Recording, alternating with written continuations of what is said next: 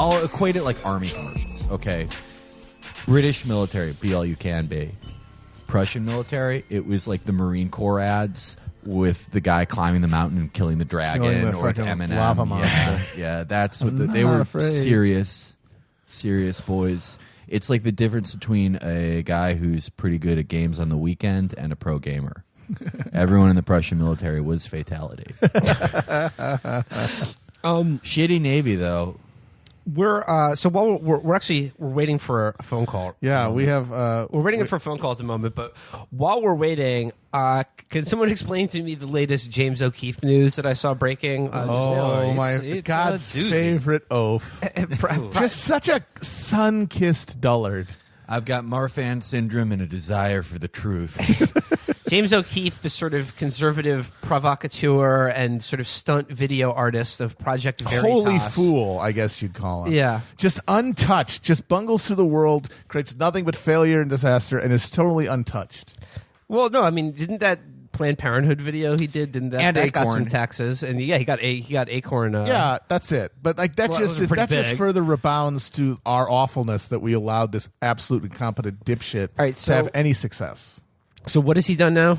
Well, so James O'Keefe hired some middle-aged woman from Georgia to pretend to be a victim of Roy Moore, and in an attempt to deceive the Washington Post in some fashion. So they went with the author of the original Roy Moore expose in the Washington Post. What was her name? Reporter Stephanie McCrumman. James O'Keefe sent this woman to pretend to be a victim of Roy Moore, and the woman brought a purse to this interview with the Post reporter, which very obviously had a camera in it. And is this like Homer's hat that he went in? Yes, that's exactly what it is. Now, do not act like I'm not wearing the hat. So the Post figured this out pretty quickly by Googling the woman's name. She used her real name, and she had made a GoFundMe to send her because she got a job in New York media as a journalist to take down the liberal elites or whatever. Oh, my God. That's OPSEC. That's OPSEC for days. So the Post decided to do their own little gotcha. So they brought their own hidden camera people to the food court or cafe or whatever where they met. And one of the most interesting details I found was the Post reporter puts her purse down in front of the other woman's purse, and the woman has to move the purse very obviously because they didn't catch that. They were like, it was like in How High when Dave Chappelle is trying to get them to say the code word. That's Half-Baked.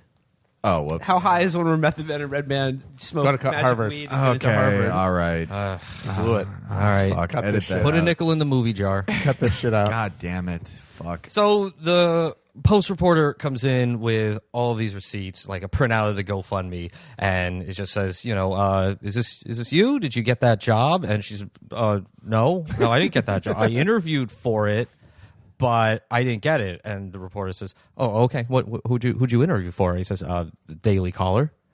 And she says, okay, well, who interviewed you? And I swear to God, she just goes, Rachel Dolezal Maddow Johnson. And then the next paragraph in the Post article just says, yeah, we contacted the editor chief of the Daily Caller. There is no one by that name. They've never interviewed this. George Glass, Stephen Cauldron. So it was a classic bungle from our favorite rich kid. I love. So O'Keefe has like put up the video on Project Veritas, which is fucking great. I love the conservative like new media projects. Oh, wait, guys, hold on a second. We got a call coming in on the Chapo line. Right. Chapo hotline. Chapo hotline. Chapo Trap House here. May I ask who's calling? We've got Sebastian Gorka on the line. No way. Do you recognize my lonesome and yet threatening piano playing, in fact? Yes, Mr. Chapo. It has been too long since we danced. I noticed that you have trod with others upon the ballroom floor. You're lucky that jealousy is not one of the personality traits common in the Gorka dynasty. Sebastian, I'm glad you're calling in because we really wanted to talk to you about an amazing article about you in this month's issue of Recoil magazine. Yes, of course. The old press, the ancien regime has crumbled. There is a new press, a new media, where there are new stars, such as myself, who form new constellations to take over your withering way. I am Orion Ascendant. The ink of Recoil shall prove it. There was some great color in this article, Sebastian, and yes, there's been some amusement, some giggling among the schoolboys of the left. I want to ask you in particular, when Recoil magazine asked you about your dream job, you write here, you responded, after teaching thousands of Marines, FBI agents, and Tier 1 operators, and then being a deputy assistant to the president, maybe owning a rural log cabin store that sells tactical firearms and fine cigars. Very cool. Well, yes, it's a dream. At this very moment, I am helicoptering around Northern Virginia looking for the perfect site where I might locate my Carpathian Appalachian bunker.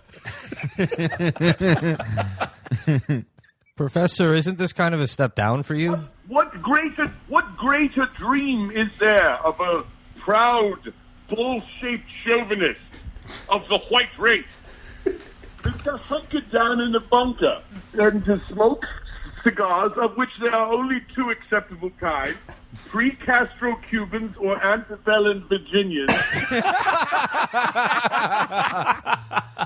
What about certain cigars? And to clean your collection of guns. Yes, Mr. Chapo. I'm sorry I cut you off, and I apologize for cutting you off, but not for the future when I cut off your head. Well, we got some time before that. What about certain cigars confiscated from certain business owners in the 1930s in Central Europe? Yes, I understand. My private collection you're referring to. Sebastian, the other thing from this article that's gotten a lot of play, probably the most amount of play among the Twitterati, is your daily carry. Recoil magazine had a rundown of your everyday carry, which includes a Glock 29 customized by Robar Guns with a Shark Tac trigger guard cover, and a Smith & Wesson MP 9mm full size with RDS and compact frame customized by Robar Guns, carried in a holster by DH Custom Leather.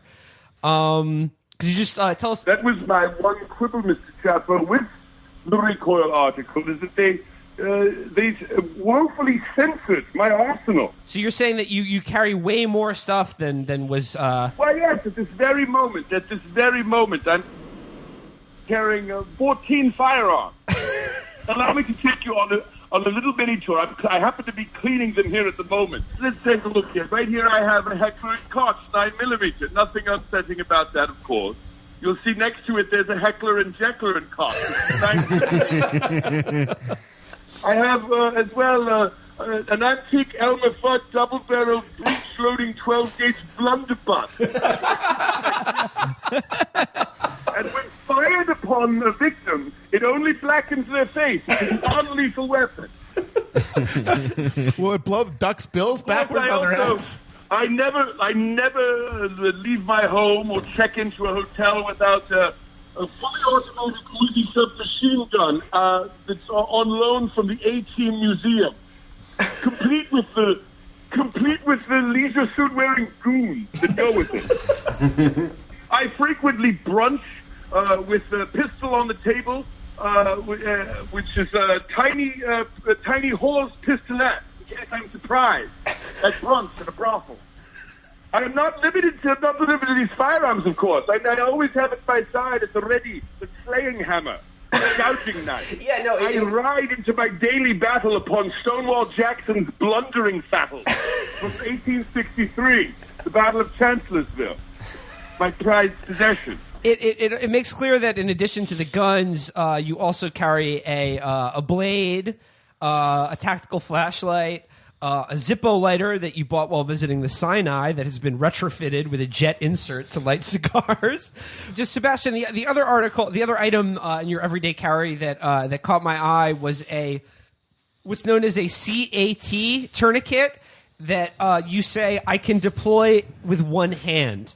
A cat? Yeah, a cat tourniquet that you can deploy with one hand. I prove it to myself on a monthly basis by firing a firearm into my left hand and applying a tourniquet with the right hand to make sure that I am always at the ready. Such is the standard of the Vitesse Reign. Any of you members of the alt left, any of you Antifa fools, would make the error of attacking me. I should let you know that my home is set up like Clue Master Detective, where there are incalculable weapons in every room, and I am the Colonel Mustard in each of them. I am an honorary Colonel Mustard in the Kentucky State Militia. Did I neglect to mention, Mr. Chapo, that I also enjoy the use of gas guns that I permanently borrowed from Darkwing Duck, and I ride down on a motorcycle with a sidecar, and I deploy my gas gun when necessary upon MSNBC. Sebastian, the other bit of personal color that you offered to Recoil magazine is it said that you listed your favorite film as Blade Runner, Ridley Scott's Blade Runner. I was just wondering, what about that film do you like so much? Blade Runner is a towering achievement of boredom in cinema. And the inevitable decline of the old race and replacement with the new. Have you had a chance to see the new Blade Runner, the sequel? Yes, indeed. And I had the honor of consulting on the new production of Blade Runner. Really? Yes. Being somewhat enamored of the original, I advised them on stunts they were trying to perform. Sun Tzu, future warfare, and so forth, tactical, broken back warfare and things like that. Of course, I could give you a little tidbit. The scene where Harrison Ford is in the sinking flying car in the water. Yeah. He was intended to get out of it much faster, but he was very lazy and stoned, and he just sat there and they kept filming as he sunk into the water. He could not figure out how to open the seatbelt, the bloody fool. The other thing that you mentioned, it says, when asked, what do you do for fun? You said, once a month, I join my FFL for a night of full auto shooting. Tommy guns, HK MP5s, HK 53s, etc. And you also rummage through the local comic book and used sci-fi bookstore. It says you grew up on Doctor Who and Judge Dredd, and you never quite get it out of your bloodstream. So, yes, there's an infinite array of references that I can pepper into my future appearances. Rest assured, Mr. Chapo. Starship Troopers, the works of Isaac Asimov, of course. I'm just wondering, Wrinkle in Time. I was enamored of A Wrinkle in Time, except I root for the evil brain creature. I was wondering, in your time in the White House, did you have a chance to speak with Donald Trump or anyone else in his inner circle about about science fiction? If you're asking if I had time to unfurl a Gorka flag on the front like Cobra Commander, I did make a plan to do that, but it was not televised because the media censored it. Have you shared your love of classic science fiction with the president? Mr. Trump, I introduced to some of the secret underground science fiction of Charles Lindbergh, and he found it quite liberating.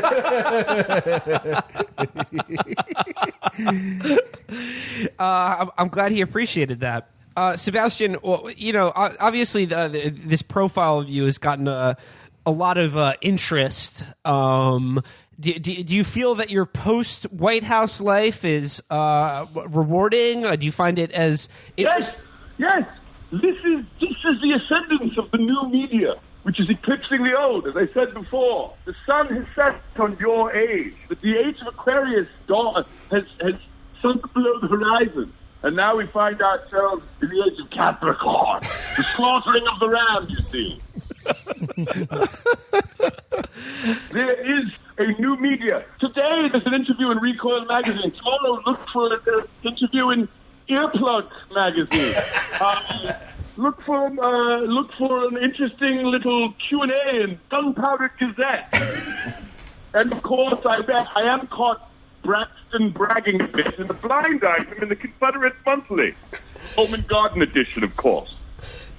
So life in the private sector is treating you well? There is no sector but the private sector. The public sector shall be removed, as the Irish once were. One last tidbit here from Recoil magazine. That when they asked you if you might have if you're sort of a career student, you answered, "When people call me an academic or a professor, I bristle. In all my studies and teaching, I have one question: so what? Knowledge for the sake of knowledge is useless. I want to know how that knowledge changes what we do, especially when it comes to prosecuting war and protecting the Republic."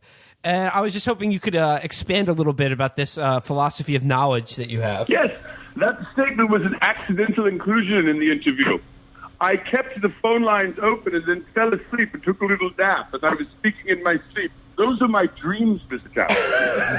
The prosecution of war, the torturing of captives, a steampunk revolution where its fanaticism is rewarded with gunshots, grapeshot. Well, Sebastian... if you can find my Austro-Hungarian bunker deep in the woods of Alexandria, I invite you to come on down. There's an abandoned railroad track. You might hand pop crank yourself down the railroad track and see me, Mr. Chapo. Sebastian Gorka. Send up a reconnaissance balloon. Float on by the bunker, Mr. Chapo. Always a pleasure talking to you, Sebastian Gorka. Please call in whenever you like. Yes, of course. And then I shall keep you informed of my plans to launch a missile directly upwards and then back down onto the Capitol. Directly ripped from the pages of Moonraker. My life plan.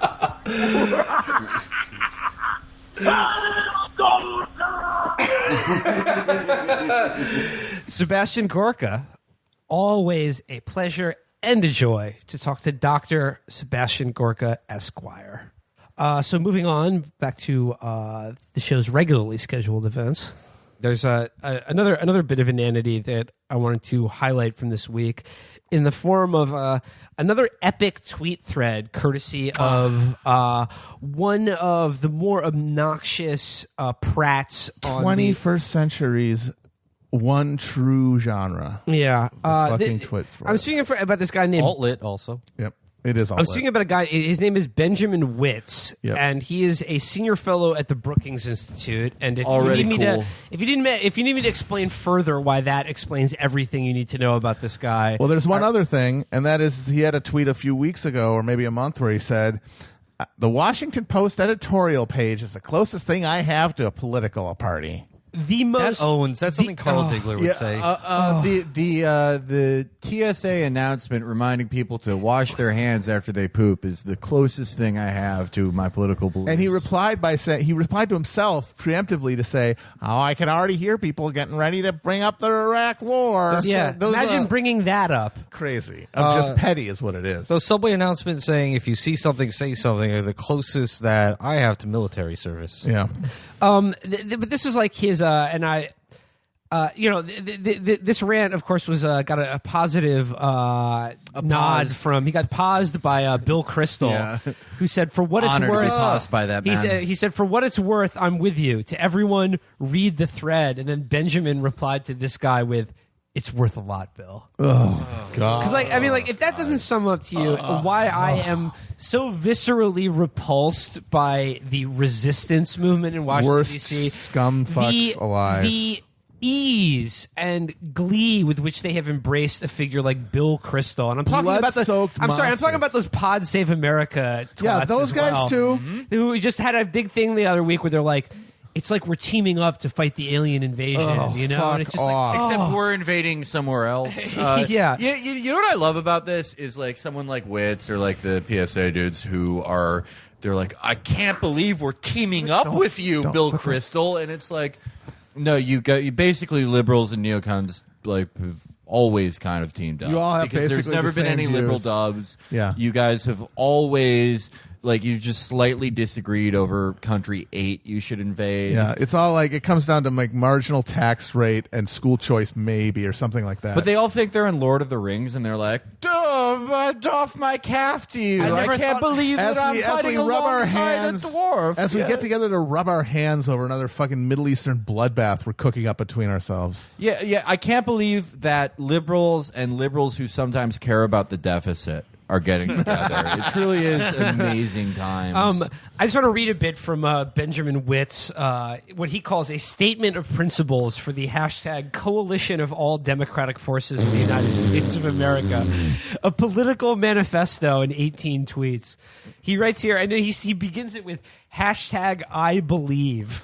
I wish... Which is like a really, I think, a gross and cynical and mawkish way of trying to like tie this to the Me Too moment. You know, I that's how I read that I believe. Well, it's certainly branding. It's very base branding. I reading this tweet storm, I kind of wish it ended for me the same way that Ted Kaczynski's manifesto did. It's a great song. Yeah, it's Blessed Union of Souls. No, it's an R. Kelly reference. No. I believe love will find a way. I believe love will find a way. It's also the song from the Lost Boys. I still believe. The guy with the saxophone. Oh yes, That the song's greasy fucking sax cool. man with the Yes. chain. That guy rocks. That was actually Benjamin Wittes.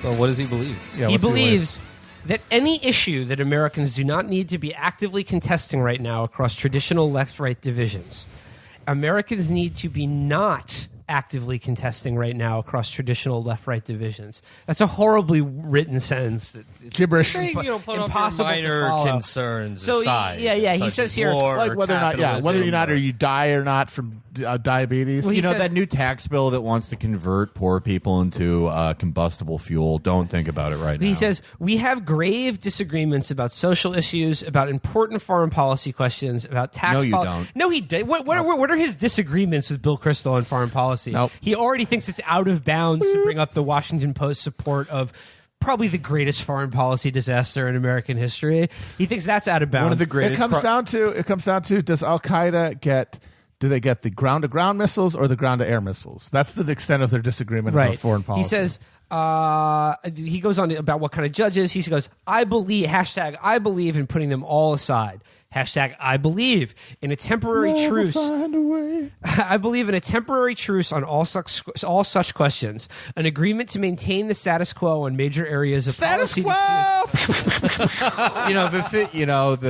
I don't know what we were doing before we got Trump. Pop but your it pee wasn't for the status fucking quo. status quo, fam. Well, he says an agreement to maintain the status quo on major areas of policy dispute, while Americans of good faith collectively band together. There are none of those. Americans of good faith collectively band together to face a national emergency.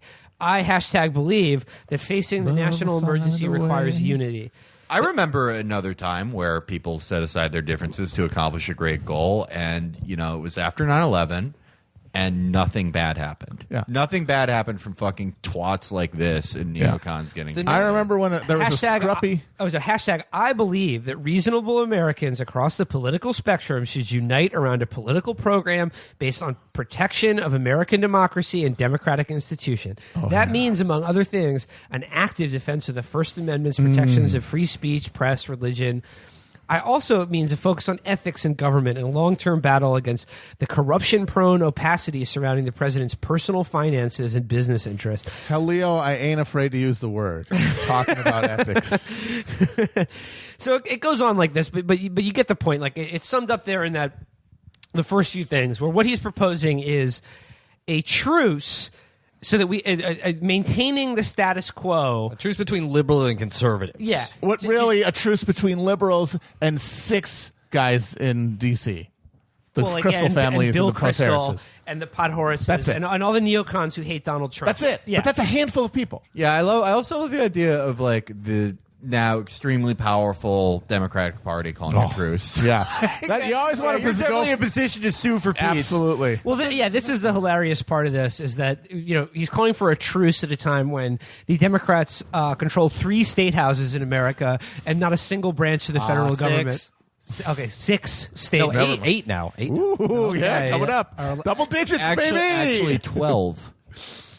Almost enough to stave off a fucking constitutional convention. What I like about this, okay, remember when Trump sort of barely cobbled together a few words that equated to Iran is bad when he went to the United Nations, and every fucking scumbag, Oh my God, they were so Crystal to fucking Elliot Abrams to just every one of these pieces of shit, Elliot Cohn, they were like, well, I had my doubts about Mr. Trump, but the fact that he could not talk about Candace Bergen and just tilt us closer to a war with Iran shows me that he may be maturing. It's like, yeah, they're going to go back to it because of Roy Moore and shit like that. But within 6 months, if there's the Iranians shoot at one of our boats that's not crashing in their waters, as they all seem to be doing now, or whatever, they'll be right back at it. They'll be right back at trying to sanitize certain members of the Trump administration because all they care about are their imperial goals. And this fucking twat's tweet storm will just Potts tweet storm. Yeah, will just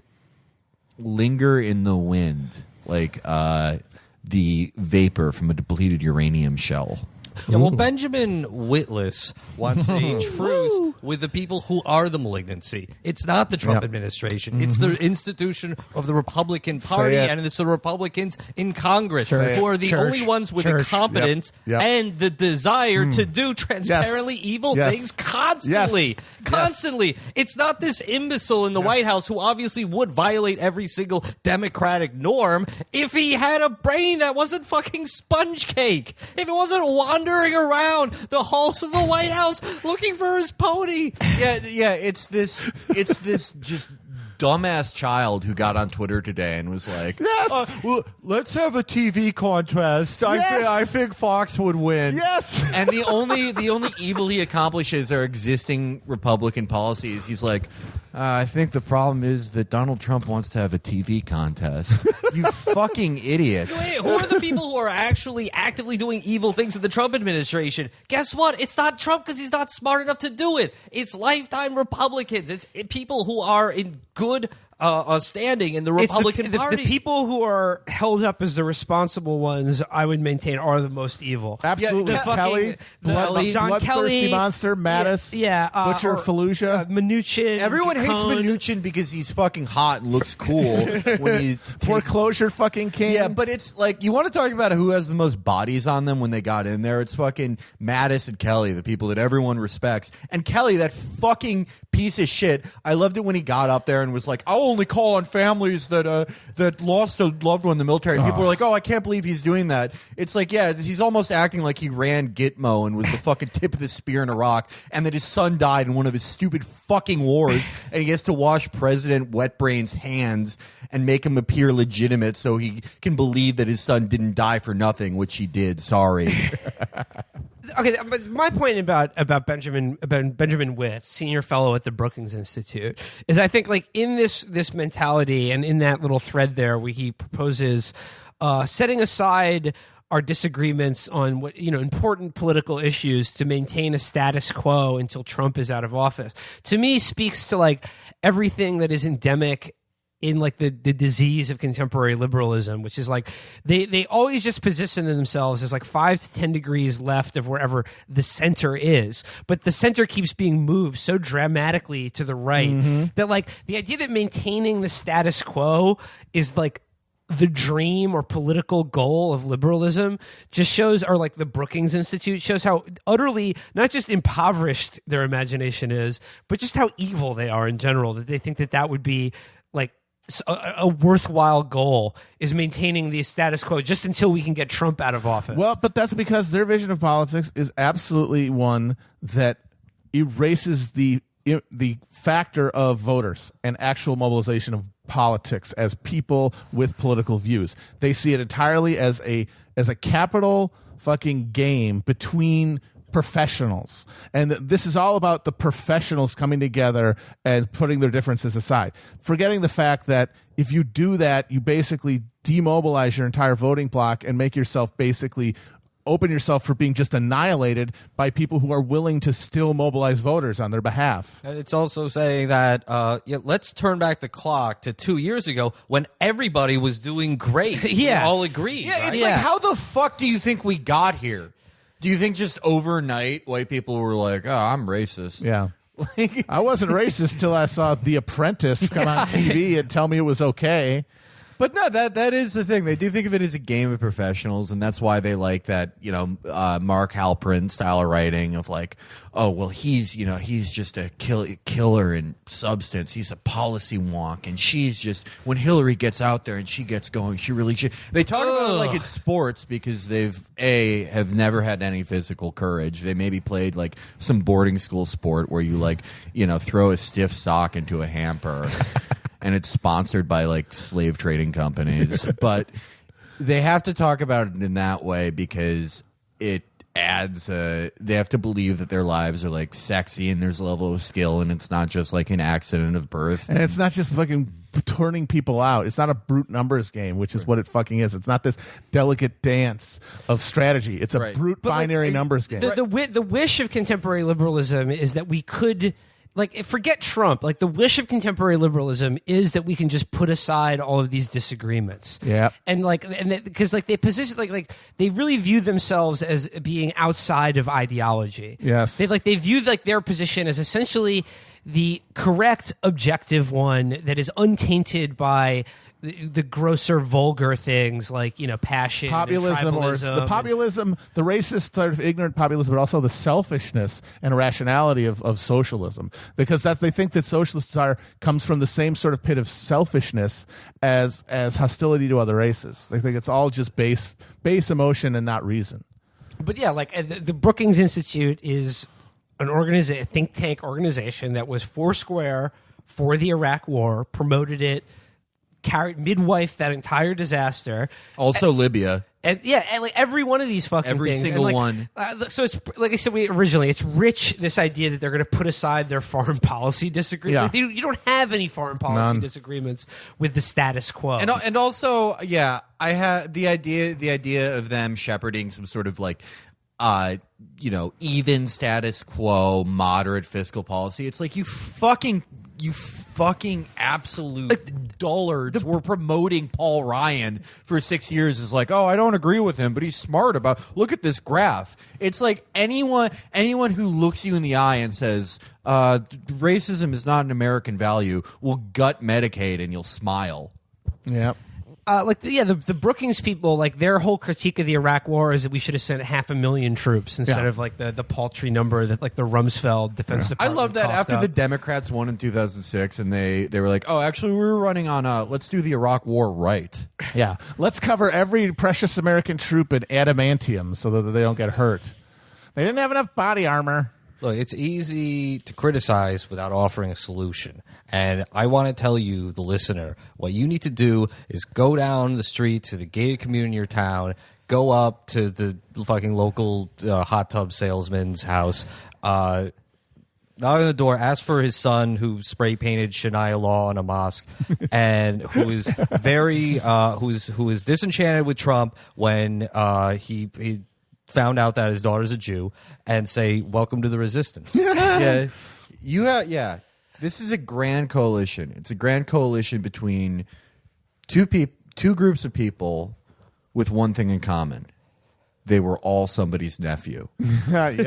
So just talent, talent, nepotism. The nephew dipshits. party. Yeah, they are. Yeah, that's what we should fucking call it. Yeah, the the nephew bipartisan consensus party that is sort of losing all legitimacy, but is still desperately trying to hold on to the whole fucking political spectrum. That's the fucking nephew party. Sir, I took an oath when my uncle said that I'd be good for this internship 35 years ago. Yeah, because while you're making these deals, the people who you're convinced that Russian bots were the ones who convinced them that a guy who was in a commercial with fucking Grimace, that he was going to make them racist, and that's the people who you're so convinced are totally pliable, even though these are like deeply held beliefs that have bubbled up to the surface. You're going to fucking beat them by just trying to be reasonable and say that there aren't There are conflicts. Back to the original point about Benjamin Wittes, a man who said that the Washington Post editorial page is the closest thing he has to his politics. Can you imagine looking at that fucking dog shit and thinking, looking at Fred Hyatt and thinking, this is me.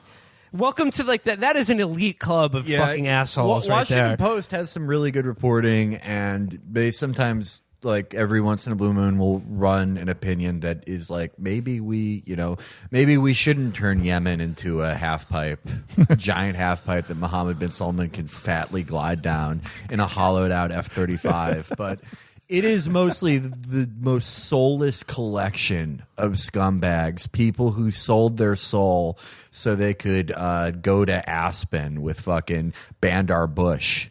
They sell every single war and every existing war. The problem is that we haven't ramped it up enough. Every person who you saw in the movie Lord of War, those are all the people they're touting as reformers. It is the most morally bankrupt, like, major op-ed. Like, Wall Street Journal is fucking shit. I mean, they're crazy. They're crazy, but they're just openly like, a serious conversation about Sharia law and the Boy Scouts, and it's like, the I see what you're getting at. I respect their gangster, because the Wall Street Journal editorial page is like, Trump should just fire Mueller right now. That was amazing. Cold-blooded. They keep it real. They keep it real. The Washington Post are a bunch of mealy mouth, fucking just reptiles and turds. And they use that milquetoast presentation to sell reactionary fucking nightmare foreign policy as the sensible center. Yeah. Whereas you can't do that with Wall Street Journal. Nobody's buying that as the voice of reason. But everyone knows that's partisan. And they sell it side by side with sort of like center-left, center-right goals. Like, we need gun control. We need to return to civility. And it's like, I wonder if there's like an effect on the national psyche in our culture when, every week we hear something like, we accidentally killed 150 of the wrong people in Mosul. Oh, the last time we did that, actually, it was 1,000. We have to be in Yemen for some reason. We have to. The slaves in Libya, who knows? Look, it's whatever. Look, it's a game of moral grays. We tried our best, and if we don't do it, someone else will. That there may be an effect on the culture of the civility that we love so much if we're just constantly bombarded by this rationale that we need to murder everybody. Well, speaking of maybe a little bit in these fucking mass shootings, that's when they really bring the passion back to politics, is when 1/10 of what they inflict in other countries happens here. And but just no connection between an imperialist murderous culture and what people do here when they break. I have to disagree with you, Matt. I think the Wall Street Journal does reach undecided voters, trophy wives who are zannied out, people waiting in lobbies. Well, this is actually a perfect segue into a reading series for this week, and I'm going to use this one specifically. The other mealy mouth piece of shit propaganda. We're moving. This is a lateral move from just abominable institutions of the liberal press that are just god awful in every respect. Moving from the Washington Post editorial page to the New York Times, and the reading series designed to hit all of Felix's anger and pleasure centers at the same time. I'm remaining calm, normal. I'm feeling. He's already riled. That's the thing. I'm feeling good. It's like, I know what this is. It's our boy Tommy, but it's like, I kind of, you know what? I don't have the hate for Tommy that I do for like Fred Hyatt, because Tommy legitimately believes this shit. Yeah, he's that fucking stupid. He is a golden retriever. Tommy, for those of you who don't know, Tom Friedman got his career got its start because anyone who looked at him in the Times in like the 70s and 80s was like, okay, this guy's a fucking idiot. And they sent him to Lebanon because they just assumed no one would care what happened there. Yeah, he steps on a mine, big deal. Yeah, right, nothing. But that's what I would do. Then the Lebanese Civil War, it becomes a big story, and Tom Friedman's the Lebanon guy, even though he just he chews pennies. There you go. Looks can get you everywhere. Yeah. Tom Friedman's a fucking thought. Well, Felix, you're going to have to explain this to me, because I read this article and it filled me with hope, and it sounds like reform is on the march. It's not going to work on me. I'm remaining calm. All right, let's hear it. This is Thomas Friedman. Saudi Arabia's Arab Spring at last. The Crown Prince has big plans for his society.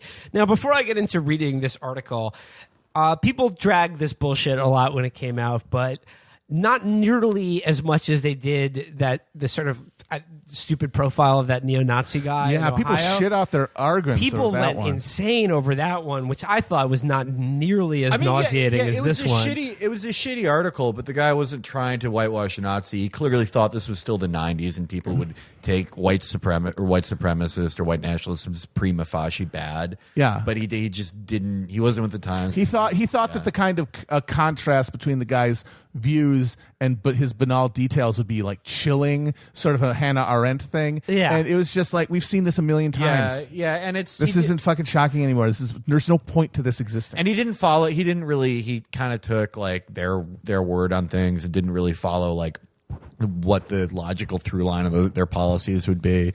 But, people will forget about it. There'll be another article about there'll be a think piece about texting that everyone will yell about. But you really want to talk about an evil article humanizing someone. Okay, this is So Arabs, Someone with Saudi actual Arabia's- fucking power yeah. in the world. Saudi This is- Arabia's this is, Arab Spring. That sounds good. Arab Spring got rid of those autocrats.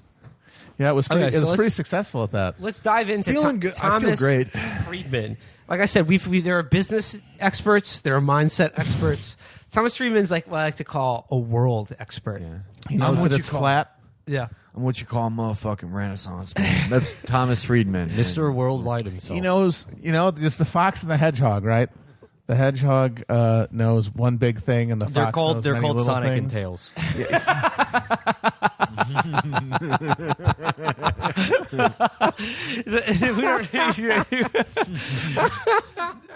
Okay, That's here, good. Just continue. yeah, here's Thomas Friedman. I never thought I'd live long enough to write this sentence. I hoped you wouldn't, Thomas. I sincerely sentence. hoped you wouldn't. But any sentence. Okay, this sentence.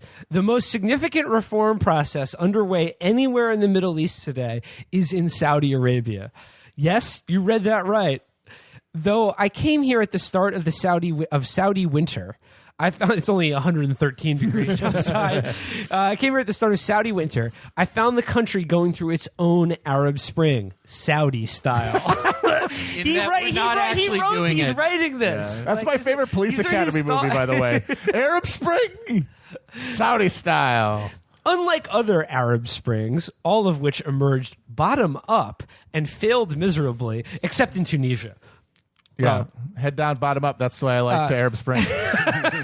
This one is led from the top down. Mohammed bin Salman is hitting the back walls. He's a big daddy top.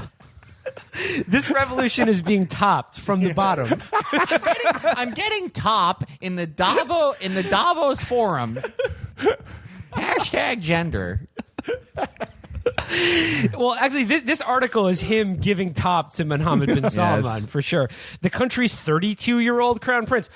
I mean, once again, depressing to find out another person younger than I am. What the fuck? Yeah, I know. What are you doing, man? I'm 5 years younger than Crown Prince Mohammed. I think I got some time. I'm older than him, and I haven't killed a single Yemeni. I feel like a piece of shit. So it goes, and if it succeeds, it will not only change the character of Saudi Arabia, but the tone and tenor of Islam across the globe. Only a fool would predict its success, or indeed, write glowingly about it in the first place. But he says, but only a fool would not root for it. To better understand it, I flew to Riyadh to interview the Crown Prince, known as M.B.S., who has not spoken about the extraordinary events here of early November. That's Mohammed bin Salman. Yeah. I know that. I know Thank you. that from you talking about it. That's right. I'm I'm learning. an see? educator and a gentleman. When his government arrested scores of Saudi princes and businessmen on charges of corruption and threw them into a makeshift gilded jail, the Riyadh Ritz-Carlton, until they agreed to surrender their ill-gotten gains. You don't see that every day. Yeah, I mean, none of his side of the family, none of their gains are ill-gotten. It was really coincidental that the people he threw in prison were in hotel prison, were a guy that controlled the Saudi National Guard, which is one of the institutions that they fear is one of the only competent national military institutions, even though it's sort of a still shit military body, and a guy who owned a media body in Al-Walid bin Talal. It's very coincidental. You just never see a regime leader neutralize leaders of opposing potential power vectors. you know, you never see that. And also, there was a very coincidental helicopter crash that day. Yeah. So I just wish he was around in 1979 to be. Saddam Hussein has made an unusually bold power move at his party's conference today. He's doing some sort of team building exercise with grenades. there's a lot of trust falls. Yeah. But he goes here. We met. Saddam's sons are budding filmmakers. I don't get it. It's funny. Trust me. We met at night at his family's ornate adobe-walled palace in I'm going to call it Ouija, Who cares? north of Riyadh. M.B.S. spoke in English, while his brother, Prince Khalid, the new Saudi ambassador to the U.S., and several senior ministers shared different lamb dishes and spiced the conversation. God, these guys are obsessed. The fucking asshole guy with the Nazi article did the same thing. They're obsessed with these guys eating.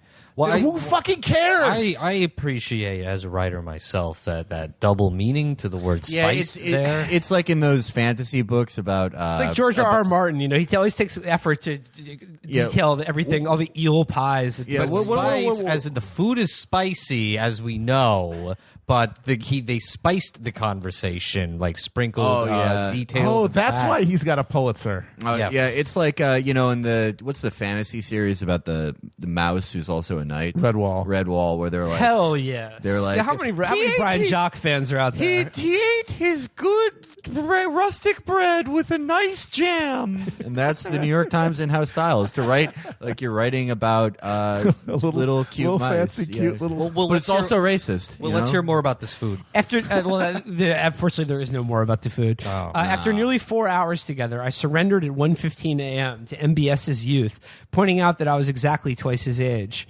Ugh. It's been a long, long time, though, since any Arab leader wore me out with a fire hose of new ideas about transforming his country. I need to get my stomach pumped after. That's not an actual line from this. Yes, it really is. How did I not see this before? DJ, It has been a while since a young Arab leader cream pied me with his ideas.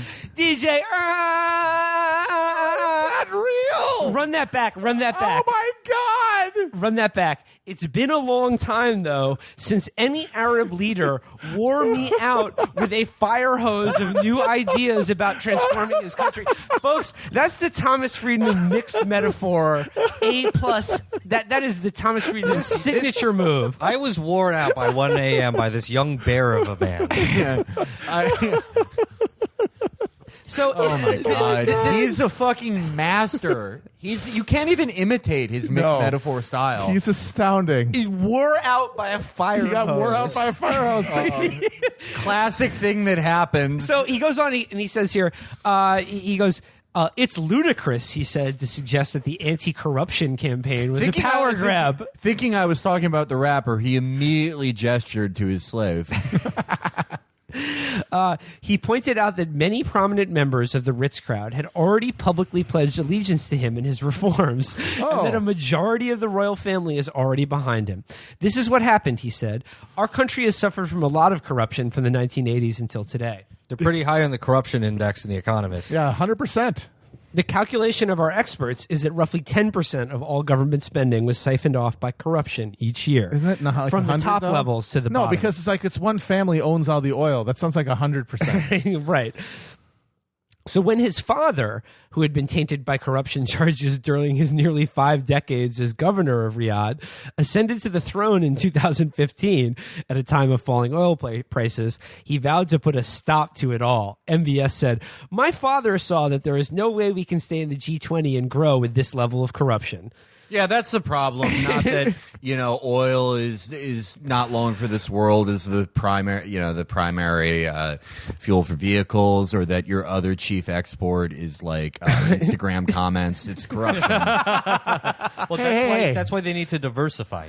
Don't forget Wahhabism. Right. Oh, right. Yes. Well, no, they get into that. So he basically just prints verbatim all of M.B.S.'s statement about how this anti-corruption campaign is going splendidly and is not at all about consolidating his own power. So he goes, and then he gets in and he goes, There is no way to root out all the corruption from top to bottom. So you have to send a signal, and the signal going forward now is you will not escape. That's also the signal we send to all migrant workers, Yemenis. Yeah, so you take their passports. People in the East provinces. Most women. Provinces. Yeah. Any black person we see at all, ever. The stakes are high for M.B.S. He calls him M.B.S. this entire article. Because it's cool. He spent billions of dollars on a bullshit war that didn't work. So he goes, the stakes are high for M.B.S. in this anti-corruption drive. If the public feels that he is truly purging corruption that was sapping the system and doing it so in a way that is transparent and makes clear to future Saudi and foreign investors that rule of law will prevail, it will really instill a lot of new confidence in the system. And then he qualifies this by going, but it could go otherwise. So that's why he's the best. It's like, most writers, they won't admit that things can go two ways. But Tom Friedman will say something can go two ways, but he'll say the forklift of progress can always run into, like the hula hoop of reaction. Yeah. Isn't honestly, if we wanted to look at this from like a geopolitical power politics perspective, doesn't this whole sort of neoliberalism that BHS or BSO BMI is carrying off here? Doesn't that just make it all just look like a giant, basically attempt to buy himself out of the doghouse for being the world's leading exporter of terror and solidify his Western alliances against Iran? Because they're saying, hey, you want to buy stock in Aramco? Huh? You want to live in my floating topiary city on the Red Sea? And it's like these are incentives to sort of solidify those bonds in the face of Iran. Well, I mean, everything they've done, even when Mohammed bin Salman was deputy crown prince, there was like a sort of turn before that, like when they turned on the Muslim Brotherhood and basically just fucking dumped a dump truck full of gold bars on LCC to wipe them out. Mm-hmm. And, the secret contacts that have been going on with Israel since pretty much the start of the Syrian civil war. But, I mean, this, what's going on now, it's like a more overt play of what they were already pivoting to. But Mohammed bin Salman, what Friedman won't mention is that Mohammed bin Salman's like kind of fucking dumb. Oh, he's been hilariously bad at all this like shit, all this scheming stuff. So Yemen was his project, and they expected to invade Yemen with Pakistan's army, and they were like, "We're good, like honestly, we're good, man." And so, like, their only way out now is to make a deal with Saleh, the ex-president, who they were in part fighting against all this time, and to like hope that he turns his back on the Houthis, which he may do. And what they just did in Lebanon, I don't know if Friedman gets to that at all. He does. I mean, when he said he united the entire country behind their prime minister, who they actually fucking hate. He turned Lebanon into just a unified country. Every sect going like, give us back our shitty, dumbass prime minister who we hate. I'm gonna jump ahead now because welcome to the resistance. Yeah. He does mention it, but only to say that M.B.S. wouldn't comment on the strange goings on with prime ministers. Good journalism of really Lebanon coming to Did he Saudi bring up Arabia. the thing that they've got apparently Blackwater guys beating the shit out of these fucking dudes in the Hilton? Well, that was Daily Mail, so Oh, that's not true. It may be. I mean, like, they do use. Like, Well, I mean, they are getting tortured. Come on. oh yeah, but the torture is like, they show them a sexy woman in a bikini, and they're like, you cannot comment. Come to Riyadh. How are they? And they're like, no. Matt, they wouldn't torture them. Oh, here's a picture of a maid from Malaysia doing her job without getting threatened. Matt, you're not going to torture family. That's right. So your family. I mean, like, I'm going to jump around here, but like, he goes on to talk about how like the most important thing he's doing is not anti-corruption, but reforming Islam. And he goes here, it is, if this virus, this is Friedman again, if this virus of an anti-pluralistic, misogynistic Islam that came out of Saudi Arabia in 1979 can be reversed by Saudi Arabia, it would drive moderation across the Muslim world and surely be welcome here, where 65% 80% of the population is under 30. So he's like, yeah, all the people who used religious fundamentalism as like a tool to advance their agenda and create, like in conjunction with America, create like this, wave of political Islam to counter Arab nationalism and socialism in the 60s, 70s, and 80s. And also to hit at regional enemies well outside of the Yeah, Cold exactly. War. If the people who introduced this in conjunction with America, as he calls it, the virus of this, he never mentions Wahhabism by name in a single time. He does not know the word Wahhabism does not appear anywhere in this article. If there's anything about like a violent reactionary strand of a belief, it's as easy as it is to get rid of it as it is to spread it. Like once it's spread, it's very easy to control. It's the example of Sorry, he actually does mention Wahhabi clerics. It's the example of Pandora's box. You open the box and all the bad things happen. All you gotta do is put it all back in the box. Exactly. You just close the box. Exactly. And I like that. Shut that nut. I like that detail of like what 65% of the country is under 30. That means they're very impressionable. They've got different interests from the older ruling class. They like Snapchat. This is the Snapchat generation, if you will. You know who isn't at all the most organized group in the entire country outside of the royal family? It's certainly not people who are even more religiously hardline than them. This is going to go I great. think what they can do is they can get this guy, Brandon Wardell, and bring him to Syria and say, guys, this is a different way. We can do something else. Aux cord DJing for freedom. Just a few other tidbits here. Thomas recites, he goes, the Saudi education minister chimed in that among a broad set of education reforms, he's redoing and digitizing all textbooks. Oh, hell yeah. Great, man. Sending 1,700 Saudi teachers each year to world-class schools in places like Finland to upgrade their skills, announcing that for the first time, Saudi girls will have physical education classes in public schools, and this year adding an hour to the Saudi school day for kids to explore their passions in science and social issues under a teacher's supervision with their own projects. So they're adding gym class, and they're going to have iPads in Saudi schools now. That sounds pretty gym good. class for we girls. should have These that. fucking the iPad in the school thing is just it's the One of the fucking- dumbest fucking But it's things. also for guys like Friedman. It's a panacea. It is like Spanish fly. It's like they get a whiff of it and they're just wet. They get so moist over just the words. Fucking computer in the classroom. They think that's the solution to every fucking kids thing. Kids are going to be like, oh boy, an iPad? I'm going to go to Wikipedia and learn everything. I'm starting with the letter A. Yeah. And it's like Aardvark. Yeah. No, it's just they're just going to, Google, they're just going to type in like sexporn.com. A ratchet fight video. They're going They're gonna record themselves and their friends beating up some girl at the local mall and put it on YouTube. Yeah. Oh, well, I think... they're going to try to get their dads to resurrect Lil Peep. I think a lot of them are, going to become gamers. There's some great games on the Apple Store. It's just I just imagine them handing out. The Saudi Hearthstone team is going to look out for them in the next season. I think it's having the e-reader in the classroom. There must be like when Ned Flanders showed Homer his cable TV package. It's like 1,500 channels all blocked. Oh yeah, I just thought of a good Saudi game. It's a variation on Counter-Strike. You play as the French commandos that raided the Grand Mosque during the seizure in '79, but you only have 5 minutes before your temporary conversion to Islam wears out. Wait, you can get boosters. You can get like Islam passages boosters. of the Quran and collect them. Loot crates with passages from the Quran to keep your gaming going. Oh man, I was talking about that with somebody, I forget where, but we were saying that like for the 5 minutes the French guys were Muslims. They were like what if one of their friends died, and they're like, we all thought we would get out of this mission and be able to draw Muhammad again. Well, it was hard for us not to draw Muhammad for those 10 minutes. Well, there was and a big the surviving commandos founded Charlie Hebdo. But there was a big controversy about loot crates because all you can get are skins of the Prophet Muhammad. So when they get to That's a gaming joke. No, I get that. Sadly, it's leached in. as I mentioned earlier, when they get to foreign policy, M.B.S. says he won't comment on Prime Minister Hariri of Lebanon coming to Saudi Arabia. Journalism. Saudi Arabia and announcing his resignation, seemingly under pressure.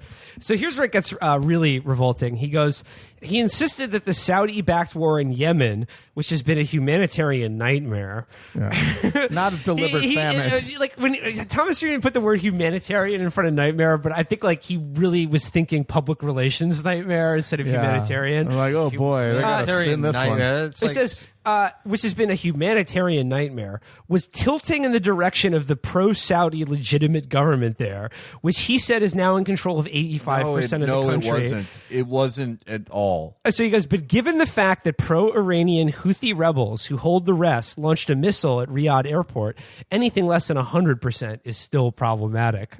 Anything less than 100% control. And he can only pitch it towards the safety of these inbred shitheads in Riyadh, not the literally millions of people who are starving to death and getting medieval diseases. Here's where so he goes, his general view seemed to be that with the backing of the Trump administration, he praised President Trump as the right person at the right time. The dumbest motherfucker. The Saudis and their Arab allies were slowly building a he doesn't mention their Israeli allies either, but he goes, we're slowly building a coalition to stand up to Iran.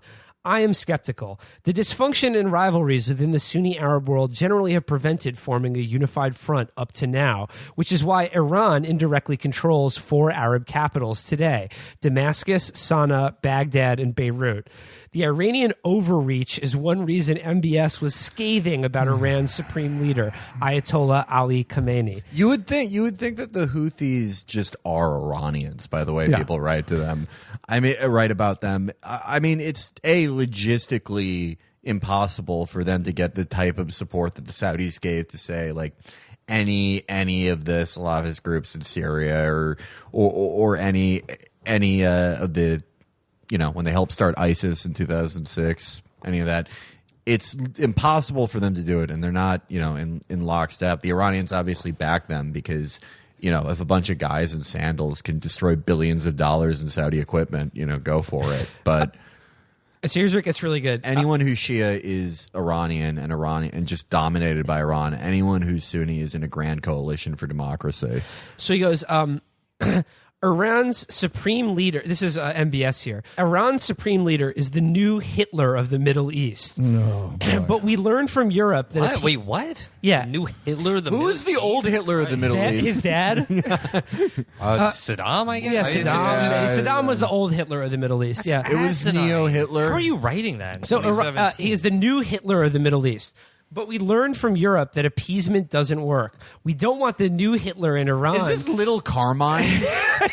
You know, we've come to a precipice of an enormous crossroads. We learned from the European example that preoccupation with peace don't work. This is just like Richard Chamberlain when he went to Munich. So he goes, we don't want the new Hitler in Iran to repeat what happened in Europe in the Middle East. What matters most, though, is what Saudi Arabia does at home to build its strength and economy. What I like about like these two paragraphs is that Friedman goes from obliquely referencing the humanitarian nightmare in Yemen that's being carried out by Saudi Arabia with U.S. support that many people have, you know, basically said is genocidal at this point, the starvation being carried out there among that portion of the country that is resisting Saudi control in this disastrous war they've started. And the epidemic there of cholera. Of disease and starvation that is being imposed by Saudi Arabia and America as basically a, you know, we're a silent partner in all of this. We're letting this happen. Oh, sure. well, and Well, no, we're not a silent partner. I mean, we love it. We like gave the Saudis laser targeting designations. You know, one of the reasons the bombs have been so accurate over there. So that he goes from describing that situation in Yemen obliquely to then just letting M.B.S. call Iran's leader the new Hitler. Because Iran now has influence in 4 Arab capitals. Is Iran currently carrying out a genocide in any country? I mean, I guess they would argue. They would argue. They would argue Syria. They would argue Syria. Look, like the point is, it's a bit rich to call Iran Hitler when they're carrying out their own genocidal war in Yemen. Also, I have the feeling that Mohammed bin Salman just found out about Hitler. I'm going to say calling around Hitler is it's very asinine, ahistorical. Seems like a very poor choice of words. And which country is turning a generation of Muslims into religious fanatics, Not and anymore, violent dude. maniacs from They the have apps Caucasus to Indonesia? It's not fucking Iran. Not anymore. They stopped it. They're like, extremism, cut it out. I'm done with it. Yeah, I'm fucking done with it. I'm still misogynist, though. That's pretty much I'm sums still, it up. I'm still racist. Well, it's like how I still have slaves. I still have slaves. I'm still committing war crimes. I'm still giving people cholera. I'm still starving Yemen.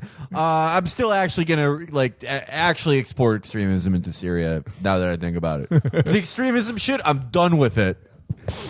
So, last line here, he says, but can M.B.S. and his team see this through? Again, I make no predictions. He has his flaws that he will have to control. Insiders here tell me. They include relying on a very tight circle of advisors who don't always challenge him sufficiently. He needs a team of rivals. Yes, and a tendency to start too many things that don't get finished. Is he talking about Yemen there? He hasn't finished off. There's a whole list. But guess what? Perfect is not on the menu here. Somebody had to do the job, wrench Saudi Arabia into the 21st century, and M.B.S. stepped up. I, for one, am rooting for him to succeed in his reform efforts.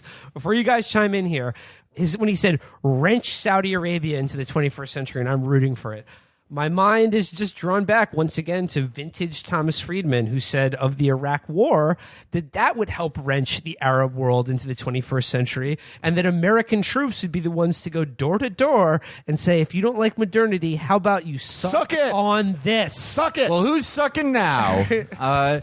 No, look, I mean, wrenching along to the 21st century, it's like pushing a car out of mud. And also you have cholera and you're being just bombarded by an inbred shithead in a $3 billion plane. That You just have to last keep paragraph, pushing, never give up. That last paragraph sounded like the copy on a VHS for an 80s movie about a plucky bunch of kids who save a community center. We're putting on a show. We're gonna wrench them into the 21st century. It's not going to be easy, but I think these wacky kids can do it. Well, I gotta say, he might be prematurely exuberant, but I hope that he's successful and we get rid of the corruption and the misogyny and the bad kind of Islam and not the good kind. Oh, man, I just thought about it. What if jobs return at the exact same time as corruption and bad Islam ends in Saudi Arabia? We're going to owe a lot of people a big ball. What if he said, I'm going to make Saudi Arabia great again? Ooh. What if he said the words radical Islamic extremism? That's why this is all happening. What if he said Merry Christmas? We'll see. We'll see. What if he starts a political party with the Ayatollah to resist radicalism? What if they invade Iran to take care of their budget deficit? Well, one thing we can be sure, the Washington Post editorial page will be broadly behind all of their efforts. Absolutely. And the New York Times as well. No doubt. So, guys, that does it for this week. But before we go, we would be remiss if we didn't let you in. It's now that special time of year. It's that most wonderful season of the year. We're talking about Kwanzaa. In the episode description, in the show information, will be a link to buy new official Chapo holiday merchandise. That's right. It's at represent.com/Chapo. Please stop contacting us requesting merchandise. We've done it. We've done our job. Please stop talking to us buy it any for, issue. For frankly. dads, for grads, for nieces, nephews, anyone in your life who you don't like. Put your real Subs ball in or it. dubs. Or subs or Subs or doms, Subs tops or doms. bottoms. Yeah. Everyone loves that Chapo Otters and t-shirt bears. and hoodie for the first time ever. What? Oh, the hoodie? Hoodie's going to look great on your real doll. It's going to look great on your anime pillow. It's going to look great on the scarecrow that you throw your voice to because you're writing a shitty horror novella about a scarecrow who comes to life and wears a hoodie. You call it a hip-hop influenced horror story. No one wants to read it. Tales from the Hood, too. Yeah. And until midnight Eastern on Cyber Monday, you can use the code Eric Garland to get 5% off. All right, guys. It doesn't apply immediately. You have to contact Eric. You have to say, hey, Eric, let me get the discount. Yeah, but in Russian. I just want to be clear. We don't want you contacting Eric Garland any way you can, asking him if the code Eric Garland really will get discounts on Chapo merchandise. But we do want to clarify we are friends with Eric Garland. Yeah. He's yeah, cool. we're friends, collaborators, supporters. You know, we fuck with the vision. He gets his let's Adderall build. shipped to him. Comped. He gets his Craft beer. Eric Garland gets his craft beer and Adderall at 7-Eleven. Yeah.